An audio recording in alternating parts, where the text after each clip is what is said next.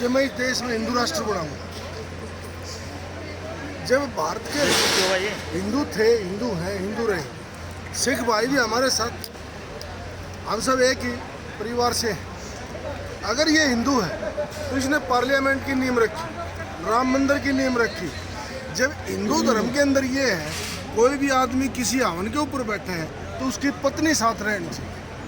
क्या इसने हिंदू धर्म का अपमान नहीं किया?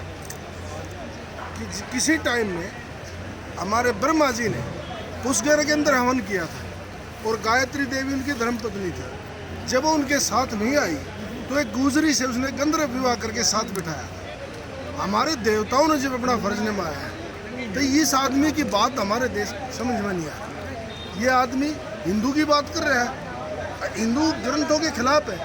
एक भी बीजेपी वाला अगर राष्ट्र की बात बता दे, राष्ट्र शब्द कहाँ से आया? ये आदमी टोटली का टोटली, जितना ये बीजेपी का फंडा एक प्रोडक्ट था, और रिलायंस ने और गौतम अडानी और बाबा रामदेव ने लंबे समय से पेट हला के एक देश के नाम प्रोडक्ट बेच दिया। अगर हिंदुस्तान के अंदर कोई भी आदमी इसको ग्लोबल लीडर माने वो उसकी मूर्खता है। ये ग्लोबल डीलर है, और ग्लोबल डीलर का मतलब ये है कि इसने आज तक जो 70 साल में मेरे देश के गरीब ने एक एक पैसा टैक्स दे के इस देश में एयरपोर्ट, हवाई जहाज और जितने पेट्रोलियम, जितने रेलवे स्टेशन बनाए थे जिसको अंग्रेज और मुगल नहीं ले जा सके, जिन मुगलों से हमने लाल किला तलवार के दम पे खोसा, उसको भी इस आदमी ने बेचने का काम कर दिया। दूसरा ये है कि आज तक के 300 साल के इतिहास में आप जाके घर पर रिसर्च करना, आप पत्रकार हो, 23 दिसंबर 1763 को अब्दाली को इन्हीं किसानों ने इकट्ठा होकर महाराजा जवाहर सिंह के नेतृत्व में निकाल के मारा। 19 दिसंबर को तेग बहादुर जी ने सही शहादत दी थी और औरंगजेब की गद्दी को हिला दिया। इसी दिसंबर में आपका ये मराठा शिवाजी ने दिल्ली पे चढ़ाई की। जो हमारा इतिहास है, अगर ये आदमी थोड़ा इतिहास के ऊपर जिस दिन ध्यान देगा, और हमारे देश में एक बात बड़ी प्रचलन है कि करड़ाई उसने पेड़ तालाब लिया है। अगर इसने पहली बार हिंदुस्तान के अंदर औरंगजेब आया, मुगल आए, गजनवी आया, तैमुरलिंग आया, जितने भी करूर बादशाह आए हैं सभी किसानों के हाथों मारे गए। अगर ये जितने भी भाई दिख रहे हैं, हमारे कभी संयुक्त पंजाब था जिसका कुछ हिस्सा पाकिस्तान में है, कुछ हिंदुस्तान में था।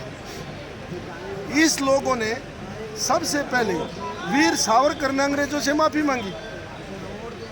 हम माफ़ी मांगने वाले नहीं, हम भगत सिंह के वंशज हैं जिन्होंने फांसी का फंदा चूमा था। पहले हमारी लड़ाई फिरंगियों से थी, हमने फिरंगी भी भगाई। 7,32,000 लोगों ने अपनी शहादत दी। अब इस संघियों से है, और कुछ लोग गलत फहमी में बैठे हैं।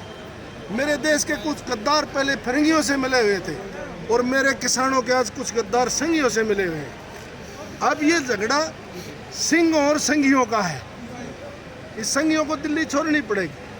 आप जो बार बार एक पूरे राष्ट्र के सामने ये जो ग्लोबल डीलर के चमचे बैठे हैं, मंत्री, कृषि मंत्री अमित शाह, फलाना धकड़ा, जिनके ये ही नहीं पता ये बिल क्या है। ये टोटली का टोटली WTO की ड्राफ्टिंग है। अगर ये बिल को वापस ले रहा है तो अडानी और अंबानी को पूरी दुनिया के बिजनेस से कट होना पड़ेगा। इस आदमी ने परसों मेरे से इंटरव्यू लिया था BBC वालों ने, मैंने उनको भी बताया, अगर एक भी बीजेपी का लीडर, एक भी जो इनकी कमेटी में बैठते हैं, नरेंद्र मोदी हो, तोमर हो, अमित शाह हो, या इनका कोई प्रदेश अध्यक्ष हो, एक भी आदमी हमने हड़के राज गिनवा दो और बड़द की 2 अड़ाई काट दो, ये किसान वापस चले जाए। जिनके घर में बच्चा नहीं, जच्चा नहीं, सारे देश से थाली बजवा दी। इस आदमी ने शुरू से इस देश के साथ छल और प्रपंचन किया है। एक बार भी हिंदुस्तान के अंदर कोई जो प्रधानमंत्री का नैतिक धर्म है वो नहीं निभाया है। कभी ये जाके वाराणसी के अंदर गंगा का जल उठा के कसम खा रहा है, कभी ये संसद में पढ़ने के लिए माथा टेक रहा है। धर्म और कसम वो आदमी उठाते हैं जिसके दिल में पाप हो। ये देश को बैक आके और षड्यंत्र करके इस देश की गद्दी पर से आया था, और ये लड़ाई इतनी लंबी हो चुकी कि किसान किसी सूरत में भी अकेला किसान का झगड़ा नहीं है ये। आप लोग भी मीडिया से हो, आप जो आज सावधान खड़े हो, इस किसान की देन है। अगर किसान का कमाया खून किसी मीडिया के पेट में नहीं जाएगा तो इंग्लैंड से थोड़ी पड़ेगा, वो हिंदुस्तान के अनाज से पड़ेगा। अगर कोई अपने अनाज की कदर नहीं करे, हिंदुस्तान के अंदर 60% लोग ऐसे हैं जो रोजाना आटा ले आके मोल खाते हैं। उनके ऊपर सबसे बड़ी चोट, किसान से भी बड़ी चोट मैं आपके मीडिया के माध्यम से कहना चाहता हूँ। इस आदमी ने सबसे ज़्यादा चोट अगर बिलों के माध्यम से मारी है, उस गरीब को मारी है। प्याज का 80 रुपये का भाव हो जाता है जब जमाखोरी बढ़ जाती है। इन बिलों के अंदर मुझे एक खासियत बताए कोई बीजेपी का आदमी, आगे हिंदुस्तान के हक में अडानी और अंबानी के हक में है। इसने पूरे के पूरे देश का हवाई जहाज अंबानी खरीदेगा, देश का गेहूँ अंबानी खरीदेगा। इन्हें हमारी जो नस्ल और फसल को हथियाने की कोशिश करी है। ये आदमी 35 साल मांग के खाया हुआ आदमी है, जिन्हें अपनी घरवाली को धोखा दिया, भाई को धोखा दिया, देश को धोखा देने के लिए गद्दी पे बैठे हैं। अपने दिमाग से ये चौंध निकाल दे। तेरी दाढ़ी तो 4 आंगल की बड़ी है, हमारे पास तो हमारे भाई पंजाब से 2-2 फुट की दाढ़ी लेके आए हैं।